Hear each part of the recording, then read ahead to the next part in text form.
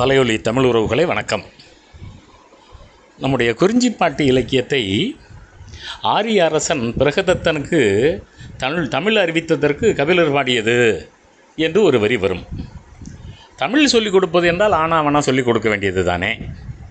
அது எப்படி ஒரு இலக்கியம், அதுவும் ஒரு திணை இலக்கியம், அதுவும் ஒரு களவு இலக்கியம், அறத்தொடு நிற்றல் இலக்கியம், தமிழர்களுடைய பண்பாட்டு இலக்கியம் எப்படி தமிழாக இருக்க முடியும் என்று கேட்டால் நண்பர்களே, தமிழ் என்கிற சொல்லுக்கு அகம் என்கிற ஒரு பொருள் இருக்கிறது. அது ஒரு ஓரமாக இருக்கட்டும். ஆரியர்களுக்கு இந்த அக இலக்கியம் என்றால் என்னவென்றே தெரியாது. மிக அருமையாக ஐயா மருதநாயகம் அவர்கள் கபிலர் அறிவித்த தமிழ்னு ஒரு கட்டுரை எழுதியிருக்கிறார். அதை மெய்யப்பன் பதிப்பகம் குறிஞ்சிப்பாட்டு மீள்பார்வை என்று வெளியிட்டு இருக்கிறது. அந்த கட்டுரையிலே மிக நுட்பமாக பேசுகிறார். அப்படி என்ன சொல்லுகிறார்? ஆரியர்களுக்கு 3 நூல்கள் இருக்கின்றன திருமணத்தை பற்றி பேசுவதற்கு. ஒன்று வாத்தியாசனருடைய காமசாஸ்திரம், இன்னொன்று மனுநூல், இன்னொன்று ரிக்வேதம். இந்த 3லேயும் அவர்களுடைய அந்த 8 விதமான திருமணத்தை 8 விதமாக சொல்லுகிறார்கள். அதில் ஒரு பெரிய புரட்டு, மாபெரும் புரட்டு, இமாலய புரட்டு, காந்தருவ மனம் என்பது களவு மனம் அல்லது ஐந்தினை மனம் என்கிற ஒரு பெரிய ஏமாற்று. அந்த ஏமாற்றை ரொம்ப அருமையாக புட்டு வைக்கிறார் ஆசிரியர் மருதநாயகம் அவர்கள். வாத்தியாசனுடைய காமசாஸ்திரம் என்ன சொல்லுகிறது அல்லது மனுநூல் என்ன சொல்லுகிறது? அவர்களுடைய திருமண வாழ்க்கை முறை என்ன, அவர்களுடைய அக வாழ்க்கை முறை என்ன, அவர்கள் எப்படி மனைவியை தேர்ந்தெடுக்கிறார்கள்? முதல்ல இலக்கியமும் சட்ட நூலும் ஒன்றும் இல்லை. எப்படி நம்ம திருக்குறள்ங்கிற அழகான இலக்கியத்தை போய் தொடர்பில்லாத ஒரு சட்ட நூலான மனு நூலோடும் பொருளாதார நூலோட அர்த்த சாஸ்திரத்தோடு ஒப்பிடலாமா? ஒப்பிடே இழிவில்லையா? அது மாதிரி தான் இதுவும் ஒரு மிகப்பெரிய இழிவு என்றே நாம் சொல்ல வேண்டும் நண்பர்களே. இந்த மனு நூலில் 3வது அதிகாரத்தில் மனைவியை தேர்ந்தெடுப்பது எப்படி அப்படின்னு ஒரு பட்டியல் கொடுக்குறான். சொல்லிவிட்டு அவன் ஜாதியில் தான் அவன் மனைவியை தேர்ந்தெடுக்கணும். அது மட்டும் இல்லை நண்பர்களே, பெண்களை எப்படி நடத்தணும், அதில் என்னென்ன கடமைகள் இருக்கின்றன, தேவர்களுக்கு செய்ய வேண்டியது என்ன, சடங்கு முறைகள் என்ன, இறந்தவர்களை மகிழ்வி, இதுதான் நண்பர்களே அங்கே சொல்லப்பட்டிருக்கிறது. இதை நாம் மிக நுட்பமாக கவனிக்கிறோம்.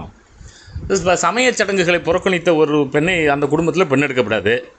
ஆண் குழந்தை இல்லாத குடும்பத்தில் பெண் எடுக்கப்படாது. அப்படி பார்த்தா அந்த நாட்டில் பாதி குடும்பத்தில் பெண் எடுக்க முடியாது.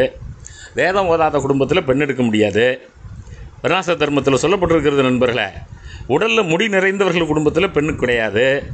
ஆமாம், நோய், காச நோய், மூல நோய், எளிதில் உணவு சரியாமை, வலிப்பு நோய், வெண்குஷ்டம், கருங்குஷ்டம், அப்போ நோய் இல்லாதவன் இந்த உலகத்தில் இருக்க முடியாது. அப்படியானாலும் அவன் வீட்டு பிள்ளைகள்லாம் தெருவில் தான் நிற்கணும். அப்போ நண்பர்களே, இந்த வர்ணாசிர தர்மமும் நம்முடைய அக இலக்கியமும் ஒன்றா? அப்போ எவ்வளவு பெரிய இந்த உட்பகைவர்கள் திருட்டு வேலை செய்கிறார்கள். காந்தர்வமும் களவு மனமும் ஒன்று என்று. அது மட்டுமில்லை நண்பர்களே, அந்த காந்தர்வ மனத்தை இழிவானது, அதை ஏற்றுக்கொள்ளக்கூடாது என்று வேறு சொல்லுகிறார்கள். சமூகத்தில் தமிழில் குறிஞ்சி, முல்லை, மருத, நெய்தல், பாலை, அந்த 5 உரிப்பொருளும் சமூகத்தால் ஏற்றுக்கொள்ளப்பட்ட, தலைமையிலே கொண்டாடப்பட்ட ஒரு கொள்கை. இந்த கொள்கையும் அந்த கொள்கையும் ஒன்றாக இருக்க முடியுமா? ஒரு பெண்ணுக்கு தலை சிவப்பாக இருந்தாலோ, ஒரு உறுப்பு மிகையாக இருந்தாலோ, உடலிலே முடிய இல்லாமல் இருந்தாலோ திருமணமே செஞ்சுக்கப்படாதான். அது மட்டும் இல்லை, ஒரு பெண்ணுடைய பேர் ராசி, மரம், ஆறு, அந்த மாதிரி பெண்களையும் திருமணம் பண்ணிக்கப்படாதான்.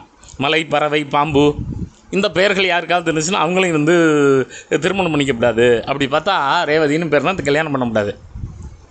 அப்போது வேங்கைன்னு பேர் வச்சுருந்தான்னா, வேங்கை மகள்னு பேர் வச்சுருந்தா திருமணம் பண்ணிக்கப்படாது. இப்படி பெரிய கொடுமையான சட்டங்களை பெற்றிருக்கிற ஆரியர்களுடைய திருமண முறையும் தமிழ் அக இலக்கணமும் அல்லது தமிழில் இருக்கக்கூடிய அக இலக்கியம் ஒன்றா என்பதையும் நான் நுட்பமாக கவனிக்கிறோம் நண்பர்களே. அப்போ முடி அழகாக இருக்கணும், பெரிய பல்லு இல்லாமல் இருக்கணும், நளினமான அங்கம் இருக்கணும். அது மாதிரி பெண்ணை மட்டும்தான் திருமணம் பண்ணிக்கணும். அதே போல் தன்னுடைய குடும்ப உறவுகளில் திருமணம் பண்ணக்கூடாது. இந்த மாதிரி அவர்கள் தருகிற கட்டுத்திட்டங்கள். அது மட்டும் இல்லை நண்பர்களே, ஒரு பார்ப்பனர் ஒரு சத்திரிய பெண்ணையும் ஒரு வைசிய பெண்ணையும் சூத்திர பெண்ணையும் கல்யாணம் பண்ணிக்கலாம். ஒரு சத்திரியர் வைசிய பெண்ணையும் சூத்திர பெண்ணையும், அப்போ 3 திருமணம். பார்ப்பனருக்கு 4 திருமணம், வைசியருக்கு 3 திருமணம், வைசியருக்கு 2 திருமணம், சூத்திரனுக்கு மட்டும் 1 திருமணம். நண்பர்களே, இந்த மாதிரியாக தமிழ் அக இலக்கியம் எங்கேயாவது இருக்கிறதா?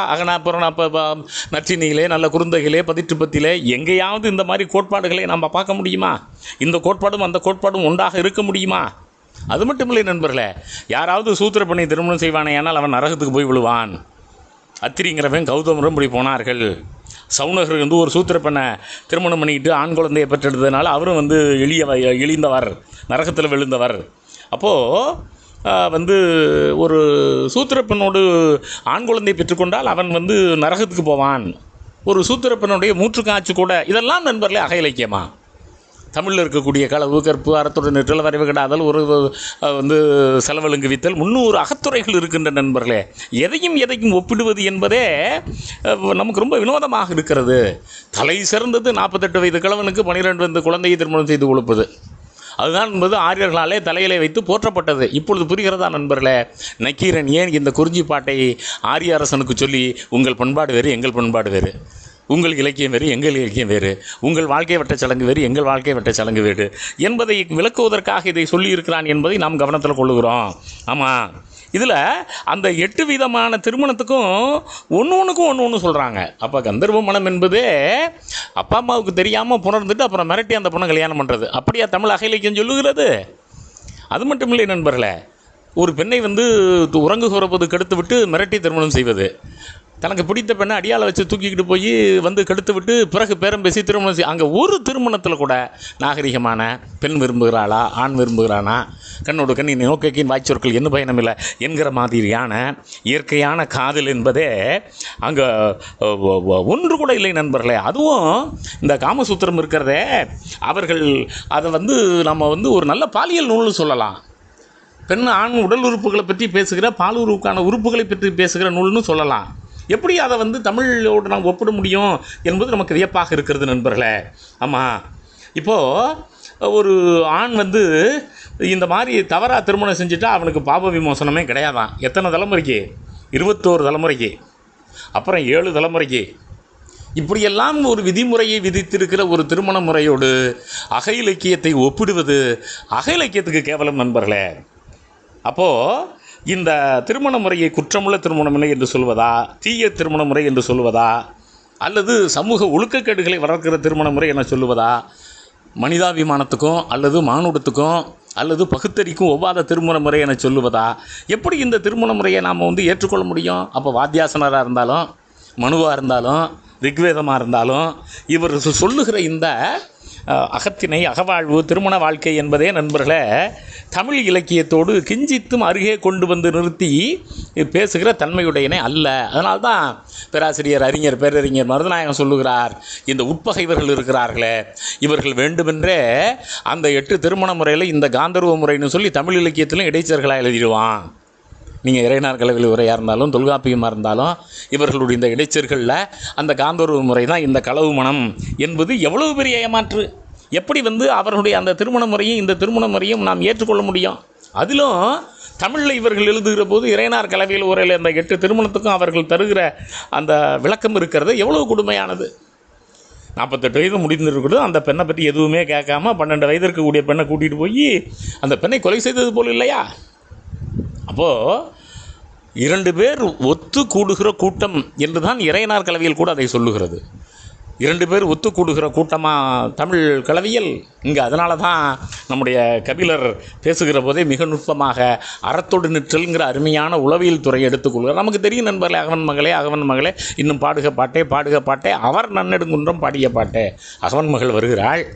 ஆமாம், அவர் இருக்கிற மலை இன்னொரு தர பாடுன்னு சொன்னோன்னே, ஓஹோ, நம்முடைய தலைவியை காதலிக்கிற தலைவன் பக்கத்து மலையில் இருக்கிற குறிஞ்சி நில தலைவன் என்பதை புரிந்து கொள்ளுகிறானே.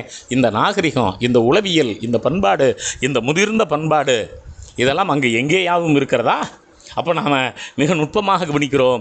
எந்த சூழ்நிலையிலும் குறிஞ்சி பாட்டு போல் அல்லது அகநானூறு புறநானூறு போல் இதை, அதுவும் நீங்கள் இந்த குறிஞ்சி பாட்டில் பார்த்தீங்கன்னா தோழி வந்து செவிலித்தாய்க்கு ரொம்ப அருமையாக அறத்துடன் நிற்பாள். திணைப்புறம் காத்தலை பற்றி, சுனையில் நீராடுவதை பற்றி, அசோக மரத்தினுடைய தன்னிழலில் எப்படி தலைவன் வந்து வீரக்கல்லில் அணிந்து வருகிறான், அவனுடைய நாய்க்கு அஞ்சி எப்படி இந்த பெண்கள் எல்லாம் ஓடுகிறார்கள், அப்போ எப்படி வந்து வெள்ளம் அடித்து கொண்டு போகிறது, அப்போ அந்த வெள்ளத்தில் எப்படி அவர்களை காப்பாற்றுகிறான், அப்போ எப்படி அங்கே யானை துரத்துகிறது, அதை எப்படி வந்து அந்த தலைவனுக்கு காப்பாற்றுகிறான், அந்த பூத்திருப்புணர்ச்சி, புனலுறுப்புணர்ச்சி, களிறுதற்புணர்ச்சி என்றெல்லாம் பிற்காலத்தில் அக இலக்கியங்கள் விவரிக்கிறத, அக இலக்கணங்கள் விவரிக்கிறத குறிஞ்சி பாட்டில் ரொம்ப அருமையாக நக்கீரர் வந்து ஆசிரியப்பாவில் வந்து நான் உன்னை திருமணம் செய்து கொள்ளுவேன்னு மன உறுதி தான் அங்கே கொடுக்குறான்.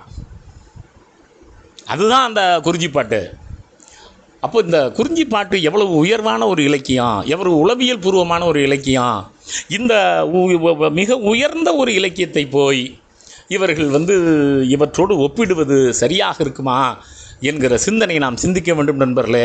இனிமேல் நம்முடைய தமிழ் மாணவர்கள், நம்முடைய தமிழ் ஆசிரியர்கள், தமிழ் பேராசிரியர்கள் காந்தர்வ மனமும் களவு மனமும் ஒன்று என்று சொல்லுவது தமிழுக்கு இழிவு. தமிழில் மிக மேம்பட்டது, மிக உயரியது, மாண்புமிகு பண்பாட்டை உடையது, மேதகு பண்பாட்டை உடையது. இந்த பண்பாடும் அந்த இழிய நிலையிலான பாலுறவும் ஒன்றில்லை என்பதை மாணவர்களுக்கு விளக்கிச் சொல்வதோடு மட்டுமன்றி அந்த பார்வையோடு தமிழ் இலக்கியத்தை ஒப்பிட வேண்டும். நன்றி.